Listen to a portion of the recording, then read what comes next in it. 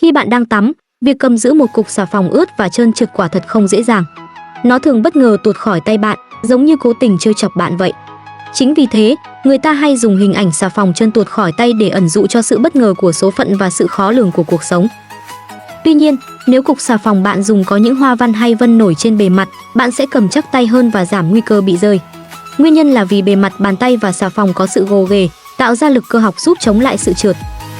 Điều này khiến nhiều người nghĩ rằng bề mặt càng thô ráp thì ma sát càng lớn. Nhưng thực tế, bề mặt nhẵn bóng cũng có thể tạo ra ma sát rất mạnh. Ví dụ, bạn thử dùng keo 502 để dán một chai nước suối có bề mặt trơn nhẵn.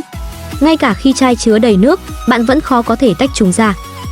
Trước hết, keo 502 không hề xảy ra phản ứng hóa học với chai nhựa. Đồng thời, bề mặt trơn của chai cũng không tạo ra nhiều điểm gồ ghề để bám dính. Vậy thì chúng kết nối với nhau bằng cách nào? Các phân tử của keo 502 là những phân tử phân cực, có sự phân bố điện tích không đồng đều, dễ dàng bị hút bởi các phân tử phân cực khác. Từ đó hình thành liên kết van der Waals. Nhựa PET, loại nhựa làm nên chai nước, cũng là một phân tử phân cực, vì vậy nó có thể kết hợp chặt chẽ với phân tử keo 502. Nhưng nếu bạn dùng keo 502 để dán nắp chai nước suối, bạn sẽ thấy khi keo khô lại, chỉ cần lắc nhẹ là đã bong ra. Lý do là nắp chai được làm từ HDPE, tức nhựa polyethylene tỷ trọng cao. Đây lại là loại phân tử không phân cực, không thể hình thành liên kết van der Waals nên độ kết dính rất kém. Đây chính là nội dung của thuyết dính nhớt trong ma sát học. Không chỉ bề mặt vật thể mới tạo ra ma sát, mà ngay bên trong vật chất cũng tồn tại ma sát. Ví dụ, khi bạn dùng một chiếc que khuấy nước trong ly, nước sẽ dần ngừng xoay. Nguyên nhân chính không phải do ma sát giữa nước với thành ly, mà là do ma sát giữa chính các phân tử nước với nhau. Bạn có thể tưởng tượng ly nước gồm vô số lớp phân tử nước từ trong ra ngoài. Các lớp bên trong quay nhờ ma sát, kéo theo các lớp bên ngoài quay theo. Trong cả quá trình đó, ma sát giữa nước và thành ly chỉ chiếm một phần rất nhỏ. Vậy nếu tồn tại một chất mà bề mặt không hề có ma sát và ngay cả các phân tử bên trong cũng không có ma sát, thì đó chính là chất trơn trượt nhất thế giới. Liệu nó có thật sự tồn tại?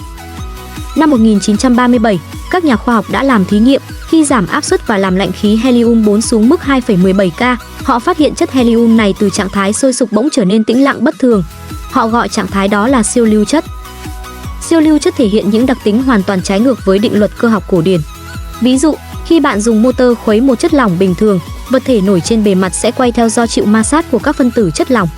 Nhưng nếu là siêu lưu chất, vật thể trên bề mặt lại không hề chuyển động, vì giữa các phân tử không hề có ma sát, không thể kéo vật thể xoay theo. Điều thú vị hơn, nếu bạn múc một bát siêu lưu chất ra, bạn sẽ thấy nó giống như một lỗ xuyên vật thể trong trò chơi, từ từ chảy qua thành bát thủy tinh. Thực ra, nó không hề xuyên qua khe hở giữa các nguyên tử của thủy tinh, mà do ma sát của nó cực kỳ nhỏ, nên có thể nhờ tác dụng mau dẫn siêu nhỏ mà leo lên thành bát, vượt qua mép rồi chảy dọc xuống ngoài bát cho đến khi chảy hết. Siêu lưu chất không tạo ra ma sát với vật thể khác, cũng không có ma sát giữa chính các phân tử của nó. Vì vậy, có thể nói, nó chính là chất trơn trượt nhất trên thế giới. Đăng ký kênh để biết thêm nhiều kiến thức hữu ích nữa nhé.